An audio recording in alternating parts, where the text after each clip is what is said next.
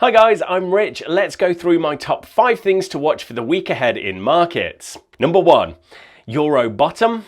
Euro US dollar has been holding above 1.08 since coming close to it in early March. Now the forex pair is back at the level. Last week the ECB kept interest rates on hold, but there is still some uncertainty about what it will do at the next meeting in May. The central bank could opt to bring forward the end of its bond buying program, but it will still be lagging behind the Fed, which is set to hike rates by 50 basis points at the next meeting. Number 2, China GDP. Economic growth is expected to have slowed over Q1 in China, and the latest set of COVID lockdowns are expected to worsen the matter, possibly creating negative growth in Q2. So, while consumer price inflation remains low in China, unlike the rest of the world, the People's Bank of China looks ready to lower interest rates at its decision this week. And authorities have tentatively pledged support for the stock market. Weak growth is bad news, but could be seen as good news if it means more government stimulus.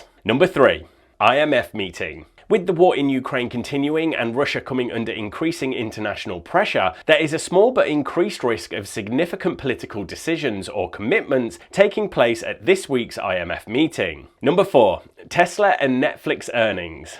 The COVID lockdown is set to affect Tesla electronic vehicle production in Q2, but high earnings expectations for Q1 and talk of a possible dividend have helped propel Tesla shares back over $1,000. Netflix shareholders will be hoping for some evidence that the slowdown in subscriber growth predicted by the streaming company last quarter was not as bad as expected. Though after pulling out of Russia, expectations could easily be missed. Will the stock see another 20% plus price move after its earnings release? Number 5, economic data. Canadian and New Zealand inflation data will be released this week, in addition to the financial Eurozone CPI print for March. Should oil prices continue to rise, inflation concerns are likely to be exacerbated, potentially weighing on risk sentiment in markets. And a small note that it is Easter Monday in the UK, so the London Stock Exchange is closed, but the forex market is open with Great British Pound US dollar still trading. Of course, you can click the link in the description to see the full economic calendar,